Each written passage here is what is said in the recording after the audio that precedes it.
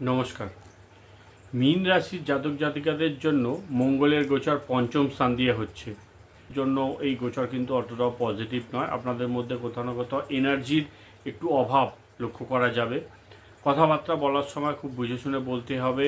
Invest থেকে কিছু লাভ হয়তো আপনারা পেতে পারেন। আর্থিক দিক থেকে এটাকে আমি পজিটিভ বলবো। হঠাৎ করে কিছু প্রাপ্তির যোগ এখানে মীন রাশি লগ্নের জাতক জাতিকাদের তৈরি হচ্ছে, কিন্তু অন্যান্য দিক থেকে শরীর স্বাস্থ্যের খেয়াল রাখতে হবে এবং ঝগড়াঝাটি থেকে নিজেদেরকে দূরে সরিয়ে রাখতে হবে।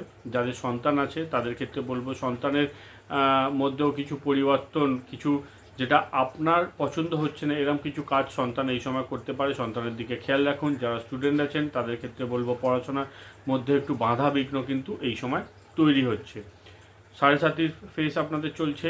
আপনাদের লগ্নের মধ্যে দিয়ে অনেকগুলো প্ল্যানেট এই সময় গোচর করছে এবং রাহুর দৃষ্টি মঙ্গলের ওপর পড়ার জন্য বেশ কিছু বিষয় মঙ্গল কিন্তু এখানে আপনাদেরকে নেগেটিভ রেজাল্ট দিতে পারে। আপনাদের অবশ্যই বলবো যে মঙ্গলের কিছু উপায় আপনারা করুন।